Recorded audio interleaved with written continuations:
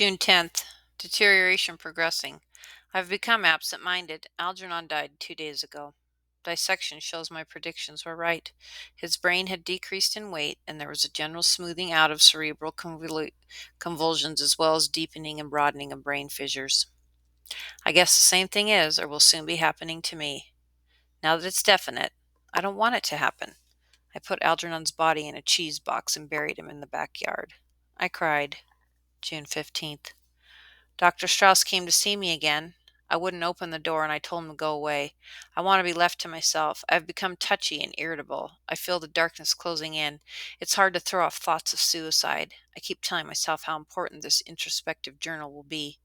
It's a strange sensation to pick up a book that you've read and enjoyed just a few months ago and discover that you don't remember it. I remembered how great I thought John Milton was, but when I picked up Paradise Lost, I couldn't understand it at all. I got so angry I threw the book across the room. I've got to try to hold on some of it, some of the things I've learned. Oh God, please don't take it all away. June 19th. Sometimes at night I go out for a walk. Last night I couldn't remember where I lived. A policeman took me home. I have the strange feeling that this has all happened to me before, a long time ago. I keep telling myself I'm the only person in the world who can describe what's happening to me. June 21st. Why can't I remember? I've got to fight. I lie in bed for days and I don't know who or where I am. Then it all comes back to me in a flash. Fugues of amnesia, symptoms of senility, second childhood. I can watch them coming on. It's so cruelly logical. I learned so much and so fast. Now my mind is deteriorating rapidly. I won't let it happen. I'll fight it. I can't help. I can't help thinking of the boy in the restaurant, the blank expression, the silly smile, the people laughing at him. No, please, not that again. June 22nd. I'm forgetting things that I learned recently. It seems to be following the classic pattern. The last things learned are the first things forgotten. Or is that the pattern? I'd better look it up again. I reread my paper on the Algernon Gordon effect, and I get the strange feeling that it was written by someone else. There are parts I don't even understand. Motor activity impaired. I keep tripping over things, and it becomes increasingly difficult to type. June 23rd. I've given up using the typewriter completely. My coordination is bad. I feel that I'm moving slower and slower. I had a terrible shock today. I picked up a copy of an article I used in my research, Kruger's Uber Psyche Gunsheit, to see if it would help me understand what I had done. First, I thought there was something wrong with my eyes. Then I realized I could no longer read German. I tested myself in other languages. All gone. June 30th. A week since I dared to write again. It's slipping away like sand through my fingers. Most of the books I have are too hard for me now. I get angry with them because I know that I read and understood them just a few weeks ago. I keep telling myself I must keep writing these reports so that somebody will know what is happening to me. But it gets harder to form the words and remember spellings. I have to look up even simple words in the dictionary now, and it makes me impatient with myself. Dr. Strauss comes around almost every day, but I told him I wouldn't see or speak to anybody. He feels guilty. They all do. But I don't blame anyone. I knew what might happen. But how it hurts. July 7th. I don't know where the week went. Today's Sunday. I know because I can see through my window people going to church. I think I stayed in bed all week, but I remember Mrs. Flynn bringing food to me a few times. I keep saying over and over I've got to do something. But then I forget. Or maybe it's just easier not to do what I say I'm going to do. I think of my mother and father a lot these days. I found a picture of them with me taken at a beach. My father has a big ball under his arm and my mother is holding me by the hand. I don't remember them the way they are in the picture. All I remember is my father drunk most of the time and arguing with Mom about money. He never shaved much, and he used to scratch my face when he hugged me. My mother said he died, but Cousin Milty said he heard his mom and his dad say that my father ran away with another woman. When I asked my mother, she slapped my face and said my father was dead. I don't think I ever found out which was true, but I don't care much. He said he was going to take me to see cows on a farm once, but he never did. He never kept his promises. July 10th. My landlady, Mrs. Flynn, is very worried about me. She says the way I lay around all day and don't do anything, I remind her of her son before she threw him out of the house. She said she doesn't like loafers. If I'm sick, it's one thing, but if I'm a loafer, that's another thing, and she won't have it. I told her I think I'm sick. I try to read a little bit every day, mostly stories, but sometimes I have to read the same thing over and over again because I don't know what it means. And it's hard to write. I know I should look up all the words in the dictionary, but it's so hard and I'm so tired all the time. Then I got the idea that I would only use the easy words instead of the long, hard ones. That saves time. I put flowers on Algernon's grave about once a week. Mrs. Flynn thinks I'm crazy to put flowers on a mouse's grave, but I told her that Algernon was special. June 14th.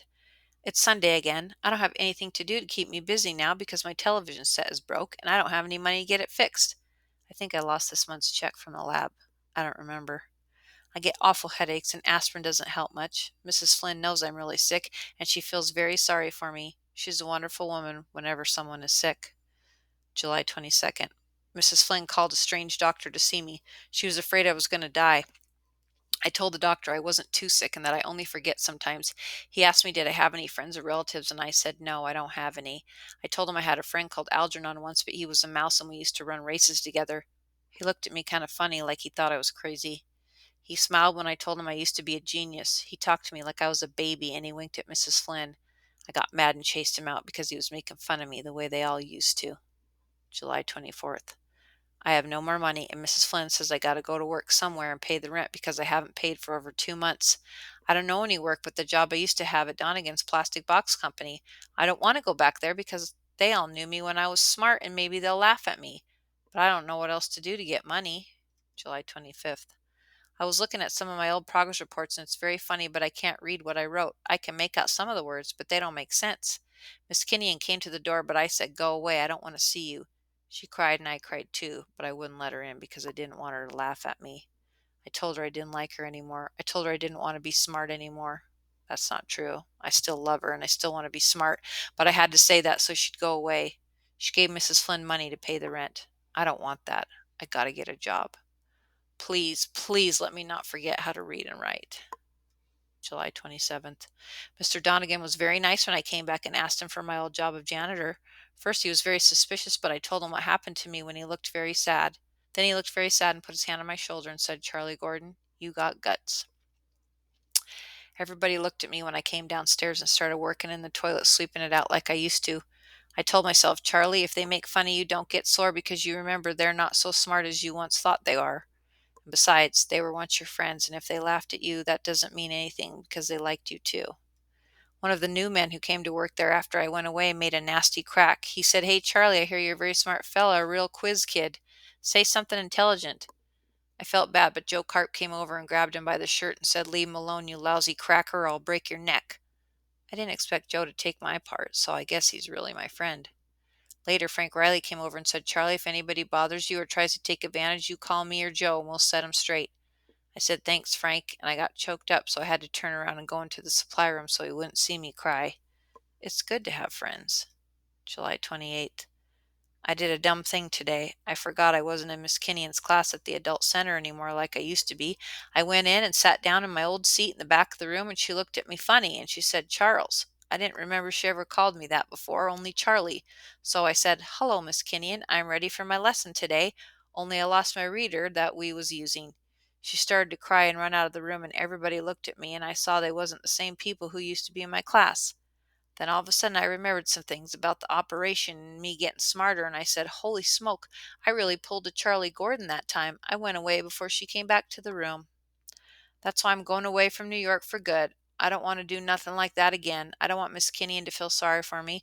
Everybody feels sorry at the factory, and I don't want that either. So I'm going someplace where nobody knows that Charlie Gordon was once a genius, and now he can't even read a book or write good. I'm taking a couple of books along, and even if I can't read them, I'll practice hard, and maybe I won't forget everything I learned. If I try real hard, maybe I'll be a little bit smarter than I was before the operation. I got my rabbit's foot and my lucky penny, and maybe they will help me. If you ever read this, Miss Kinnian, don't be sorry for me. I'm glad I got a second chance to be smart because I learned a lot of things that I never even knew were in this world, and I'm grateful that I saw it all for a little bit. I don't know why I'm dumb again or what I did wrong. Maybe it's because I didn't try hard enough. But if I try and practice very hard, maybe I'll get a little smarter and know what all the words are. I remember a little bit how nice I had a feeling with the blue book that has the torn cover when I read it. That's why I'm going to keep trying to get smart so I can have that feeling again. It's a good feeling to know things and be smart. I wish I had it right now. If I did, I would sit down and read all the time. Anyway, I bet I'm the first dumb person in the world who ever found out something important for science. I remember I did something, but I don't remember what, so I guess it's like I did it for all the dumb people like me. Goodbye, Miss Kinnian. and Dr. Strauss and everybody. And P.S. Please tell Dr. Niemer not to be such a grouch when people laugh at him, and he would have more friends. It's easy to make friends if you let people laugh at you. I'm going to have lots of friends where I go. P.P.S. Please, if you get a chance, put some flowers on Algernon's grave in the backyard.